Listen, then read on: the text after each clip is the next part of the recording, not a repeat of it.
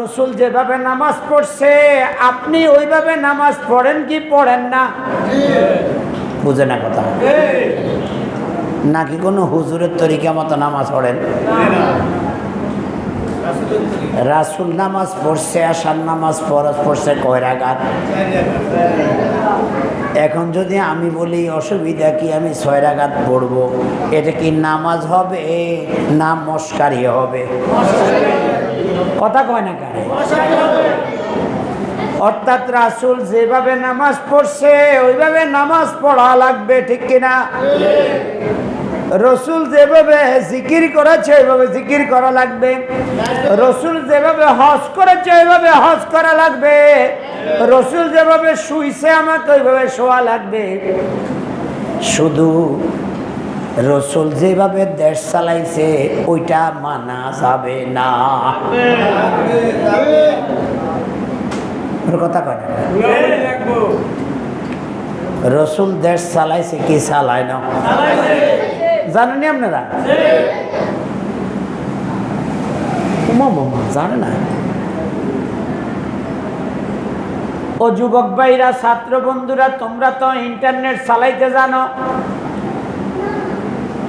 গুগলে যাই ঢুকবা, গুগল মামাকে বলবা, ও মামু একটু কন রাসূলুল্লাহ সাল্লাল্লাহু আলাইহি সাল্লাম রাষ্ট্রনায়ক হিসেবে তার কৃতিত্ব।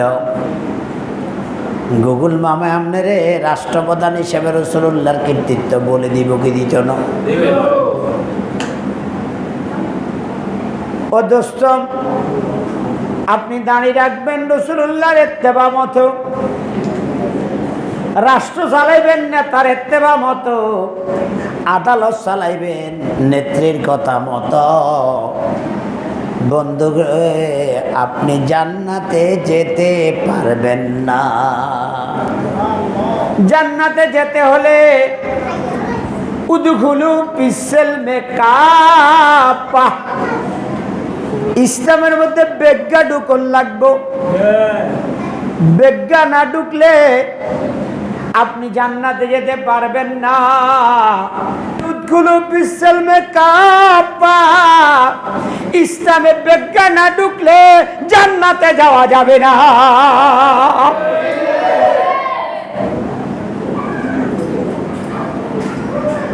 ইসলামে বেজ্ঞা না ঢুকলে জাহান্নামে যাওয়া লাগবে। গাড়িতে পুরা শরীর না রাখলে এটা যেমন ঢাকা যাবে না, ঢাকা যাওয়ার আগে হসপিটাল যাওয়ার সম্ভাবনা। আরেকটা উদাহরণ দেই বন্ধু, রাসূলুল্লাহকে কিছু জায়গায় মানবেন, কিছু জায়গায় মানবেন না। আপনার অবস্থাটা হবে কেমন? দুনিয়ার শয়তান যারা আছে তারা আপনাকে খুব প্রশংসা করবে। এই দুনিয়াতে কিছু মুসলমান আছে মসজিদের রাসূলকে মানে, রাষ্ট্রের শয়তানরে মানে, এই জন্য ইহুদি নাসারা তাদের উপরে সন্তুষ্ট থাকে, ঠিক কিনা? মসজিদের রাসূলকে মানে কিন্তু রাজনীতিতে রাসূলরে মানে না, আদালতে রাসূলরে মানে না, বিচার আচারে রাসূলকে মানে না। সতর ডাকাতে রাসূলকে মানে না, এরকম লোক আছে না? না, এই জায়গায় কিছু ছাত্র বন্ধুরা আছো, তোমরা অনেক সময় খেলতে গেলে এদুরা ফ্যান হিন্দি খেলার নাম, ঠিক কিনা? আবার অনেক তাছাড়া আছে বুড়া বুড়া লেডি হিগুনে এদুরা ফ্যান হিন্দি আনে। অবশ্যই এটা বিনপুর নাই, আসেনি? পরিগেল আছে কেন মার দুধ খায় অনেকের দূরে হিন্দি দেয়া আর আছে।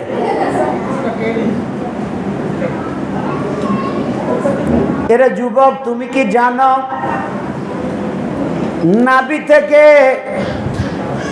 হাঁটু পর্যন্ত এই জায়গাটা ডেকে রাখান সুন্নত না ফরজ? এই দেখো, আমি পায়জামা পরেছি, এই পায়জামা পরার মধ্যে তার উপর দিয়ে গেঞ্জি আছে, তার উপর দিয়ে পাঞ্জাবি আছে, তারপরেও কিন্তু আমি ওই জায়গায় পড়ি।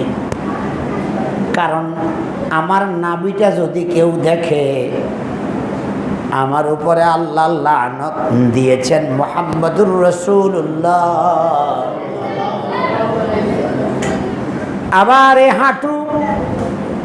হাঁটুর নিচ পর্যন্ত, এই জায়গা থেকে এই জায়গা পর্যন্ত কেউ যদি দেখে আর কেউ যদি দেখায়, আল্লাহ রসুল বলছেন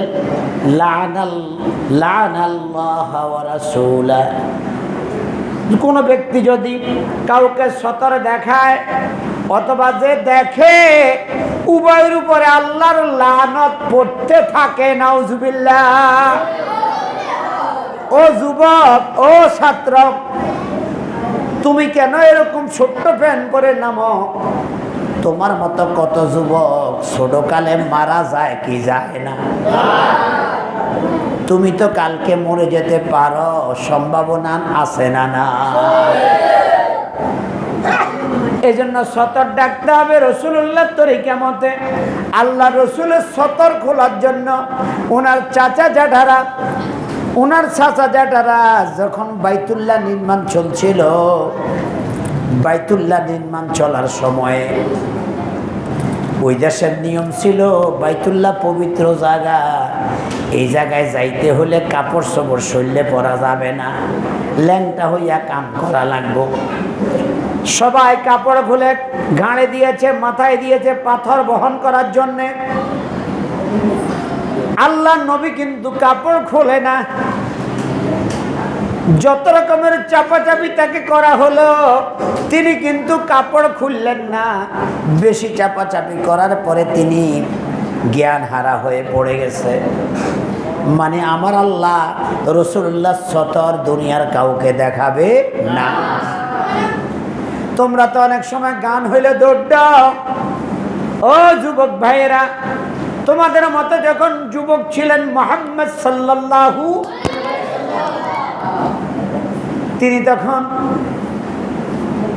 তিনি তখন বন্ধু বান্ধবের সাথে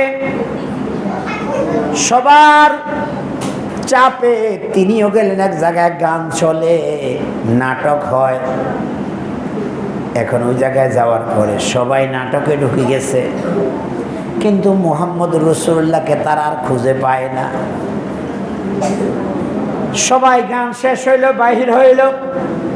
বাহির হওয়ার পরে সবাই বলে মুহাম্মদ কই?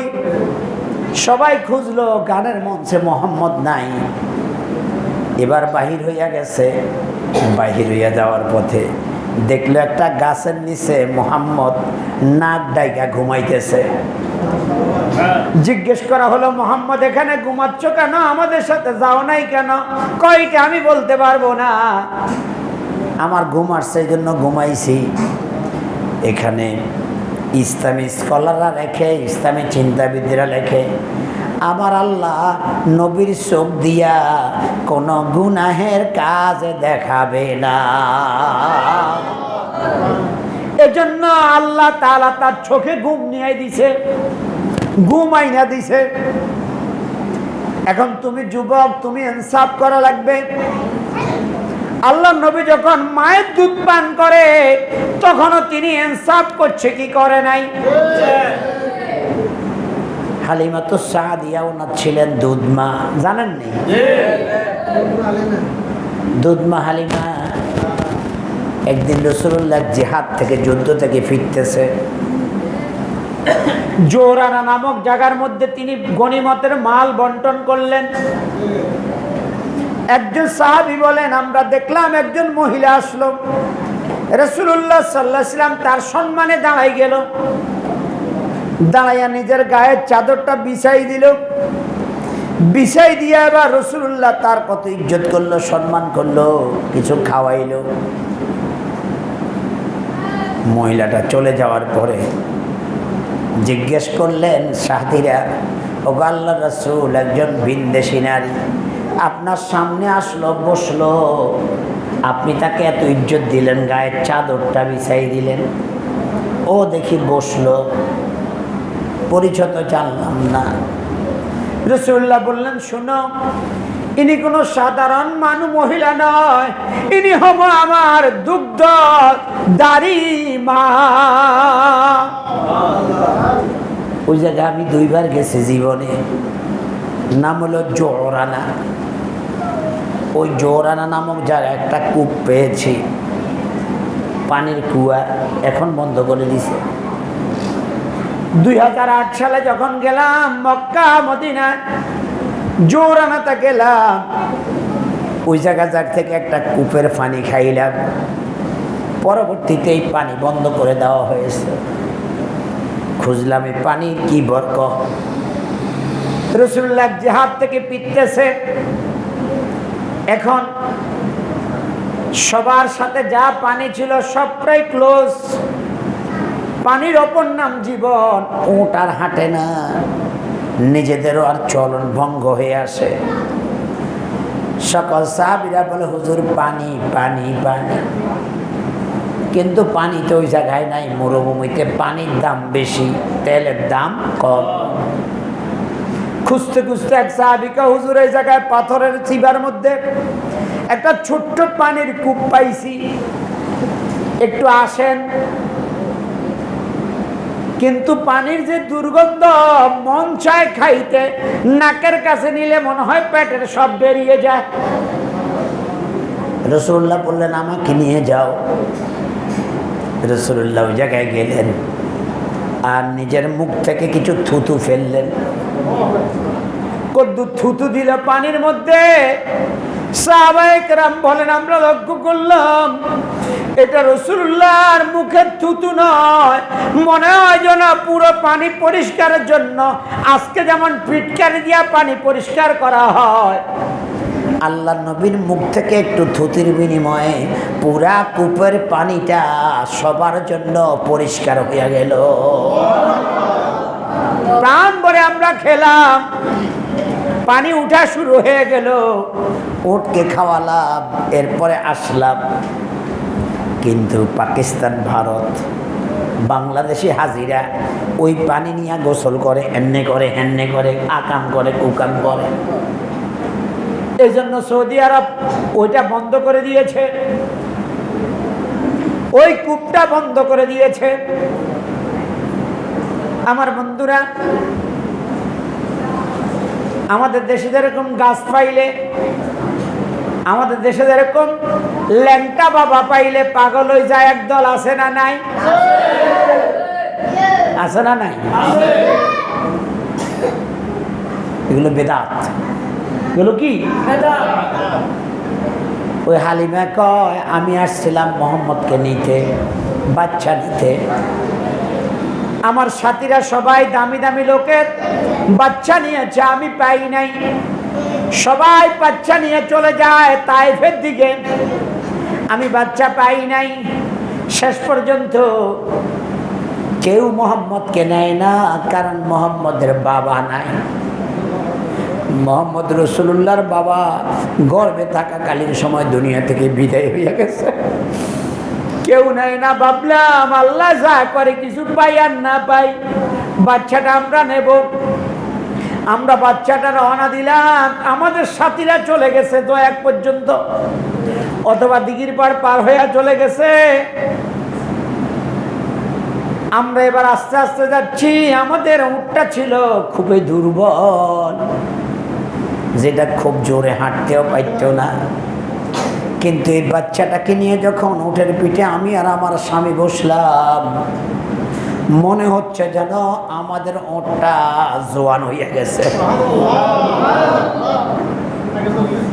এখন যাইতে যাইতে ওরা কয়, ও হালিমা, আসার সময় যে উট নিয়ে আসছো, এটা তো মনে হয় সেই উট নয়, এটা তো মনে হয় একটা একেবারে যুবক উট। তারা বলল, তোমরা বাচ্চাটাকে কেউ নাও নাই, আমি নিয়েছি।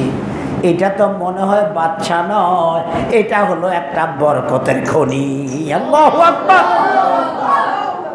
আমি ঘরে গেলাম। বাড়িতে যাওয়ার পরে আমার ছাগল বেড়া দুম্বাগুলো আগে ঠিক মতো খাওয়া পাইতো না, এখন মোহাম্মদকে নেওয়ার পরে তারা তাড়াতাড়ি করে পেট পুরাইয়া আসে। যেই ছাগল দুধ দিত 1 লিটার, সেই দুধ দেয় এখন 5 লিটার। আমার ঘরের মধ্যে যত অভাব ছিল সব দূর হইয়া গেল।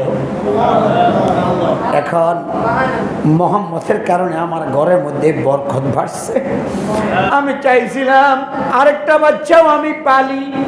আমার ইচ্ছা হলো এই বাচ্চাটাকে বেশি দুধ খাওয়াবো, ওই বাচ্চাটাকে একটু কম খাওয়াবো। কিন্তু আমি মোহাম্মদকে যতবার আমার ওই দুধটা দেই, মোহাম্মদ একবারও এই দুধ ছাড়া ওই দুধ মুখে নেয় না। রাসূলুল্লাহ যখন শিশু ছিল তখনও ছিলেন সাবগার, বৈষম্য মুক্ত একটা সমাজ। আজকে আমাদের যুবকেরা গত 1 বছর আগে বৈষম্য মুক্ত দেশ গড়ার জন্য অকাতরে কত ছেলে জীবন দিয়েছে। তাদের জীবনের বিনিময়ে এখন আমরা কথা বলতে পারতেছি, ঠিক কিনা? কোন নেতার নীতি দিয়া বৈষম্য দূর হবে না, কোন মানব রচিত আদর্শ দিয়া এই দেশে বৈষম্য মুক্ত হবে না। যদি বৈষম্য দূর করতে হয় মুহাম্মদ রাসূলুল্লাহর তরিকার প্রয়োজন আছে না? না।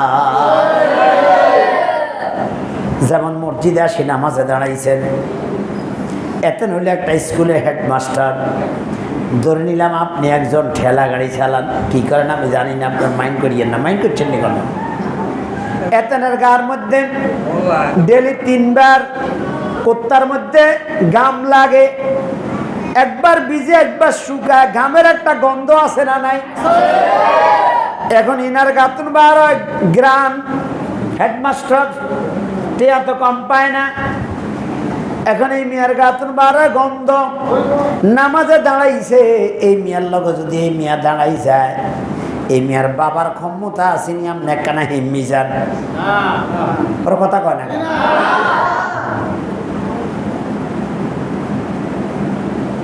কারণ মসজিদ এটা কার ঘর? এটা বৈষম্য মুক্ত, কথা বলেন ঠিক কিনা? এটা উঁচু নিচু ভেদাভেদ নাই। এই জন্য তো এদেশে আল্লাহর কোরআন কায়েম হয়, তাহলে বড় লোক ছোট লোকের কোনো ব্যবধান হবে না, কথা বলেন ঠিক কিনা? প্রকৃত সবাই সবার অধিকার পাবে, ঠিক কিনা? যেমন যদি বৃষ্টির দায়িত্ব আমারে দেওয়া হইতো, বৃষ্টি ছিলেন নি নোয়াখাইলা জড়িয়ারি, নোয়াখাইলা কি কয়? হ্যাঁ, আইসা আইসা শুধু আপ দলের লোকদের খ্যাত দিলাম, কথা বলেন ঠিক নেই? কথা কয় না কারে? কিন্তু এখন বৃষ্টি আইলে সবার খ্যাত সমান না? সমান না? জামাল কাউন্সিলের জমিনে তেমন, এই ভাইয়ের জমিনেও কি তেমন, কথা কন ঠিক নিও? মনে হয় মুসলমানের জমিনে একটু বেশি, হিন্দুর জমিনে মনে একখানা কম, কথা কয় না কারে? হিন্দুর জমিনে যেমন মুসলমানের জমিনেও তেমন। এ কথা কথা ক ঠিক নি রে? এই জুয়ানগুন কথা ক ঠিক নি রে?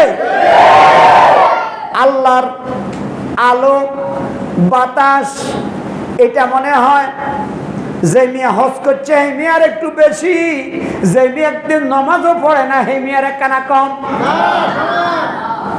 আলো, আলোর মালিককে, বৃষ্টির মালিককে। এজন্য যদি এই দেশকে শান্তিতে আনতে হয়, এই দেশে যদি আর কোনো মানুষের জীবন নষ্ট না করতে চাও, তাহলে কোনো নেতা নেতৃত্ব তরিকায় চললে এই দুনিয়াতে ইনসাফপূর্ণ সমাজ কায়েম হবে না। একমাত্র রাসূলুল্লাহর তরিকায় চলছে, চললে কেবল ইনসাফপূর্ণ সমাজ কায়েম হবে, ঠিক কিনা?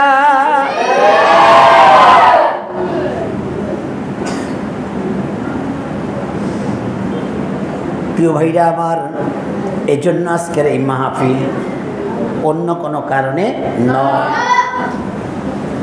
আসুন, আল্লাহ রসুল সাল্লাল্লাহু আলাইহি সাল্লাম এই দুনিয়াতে কেন আসছে? আমার আগে মাওলানা রকিবউদ্দিন সাহেব বলছে, আল্লাহ তাকে প্রেরণ করেছেন দুনিয়াতে দিন বিজয় করার জন্য, দিন কায়েম করার জন্য। দিন বিজয়ী হইলে, ইসলাম কায়েম হলে কি লাভ হবে? শুনতে রাজি আছেন নেই? শুনতে রাজি আছেন নেই? শুনুন, বাংলাদেশে সুদ আছে না নাই? সুদ খাওয়া সওয়াব না গুনাহ? এটা শুধু জেতারা হুজুর হেতাগোলাই গুনাহ, যাতারা অন্য দল করে হেতাগোলাই গুনাহ ন। কি কথা কথা সুদ এইটা কি হুদা হুজুর গোলাই গুনাহ না ব্যাকের লাই গুনাহ? এই দেশে সুদ উঠাই দেন সকলের দরকার আছে না নাই?